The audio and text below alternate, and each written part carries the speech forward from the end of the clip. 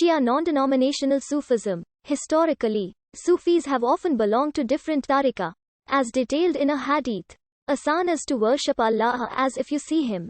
If you can't see him, surely he sees you. Sufis regard Muhammad as al-insan al-kamil, the complete human who personifies the attributes of absolute reality, and view him as their ultimate spiritual guide. Sufi orders trace most of their original precepts from Muhammad through Ali ibn Abi Talib, with the notable exception of the Naqshbandi order, who trace their original precepts to Muhammad through Abu Bakr. Sufi orders during the first 5 centuries of Islam were all based in Sunni Islam.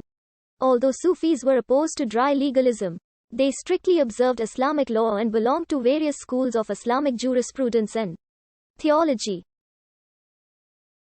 Although the overwhelming majority of Sufis, both pre-modern and modern, remain adherents of Sunni Islam, certain strands of Sufi practice developed within the ambit of Shia Islam during the late medieval period, particularly after the Safavid conversion of Iran from majority Sunni to Shia. Sufis have been characterized by their asceticism, especially by their attachment to dhikr, the practice of remembrance of God, often performed after prayers. They gained adherents among a number of Muslims as a reaction against the worldliness of the early Umayyad Caliphate. Spanning several continents and cultures over a millennium, they initially expressed their beliefs in Arabic, then Persian, Turkish, Punjabi and Urdu. Among other languages, Sufis played an important role in the formation of Muslim societies through their missionary and educational activities. According to William Chittick, in a broad sense, Sufism can be described as the interiorization and intensification of Islamic faith and practice. Despite a relative decline of Sufi orders in the modern era and criticism of some aspects of Sufism by modernist thinkers and conservative Salafists, Sufism has continued to play an important role in the Islamic world, and has also influenced various forms of spirituality in the West. The Arabic word tasawwuf, generally translated as Sufism, is commonly defined by Western authors as Islamic mysticism. The Arabic term Sufi has been used in Islamic literature with a wide range of meanings by both proponents and opponents of Sufism. Classical Sufi texts, which stressed certain teachings and practices of the Quran and the Sunnah, gave definitions of tasawwuf that described ethical and spiritual goals and functioned as teaching tools for their attainment. Many other terms that described particular spiritual qualities and roles were used instead in more practical contexts. Some modern scholars have used other definitions of Sufism such as intensification of Islamic faith and practice, and process of realizing ethical and spiritual ideals.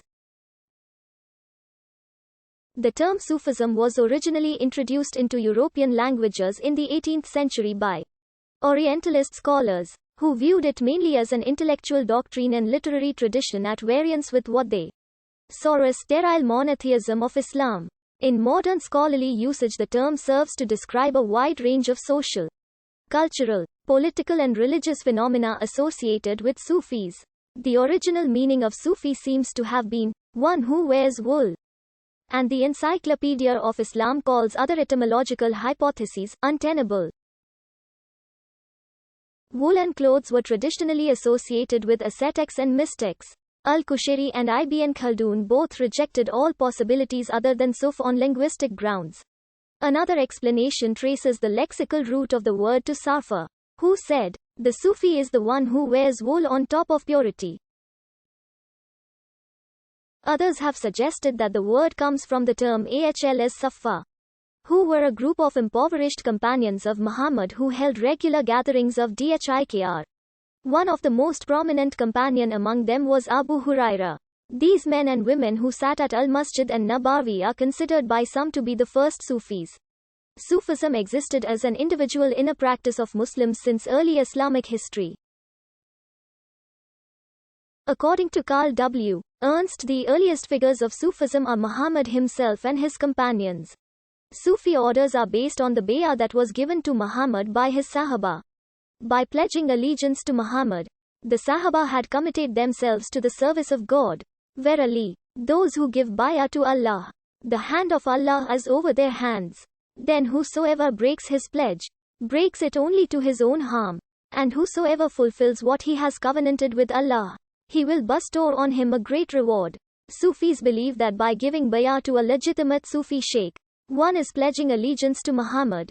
Therefore, a spiritual connection between the seeker and Muhammad is established. It is through Muhammad that Sufis aim to learn about, understand and connect with God. Ali is regarded as one of the major figures amongst the Sahaba who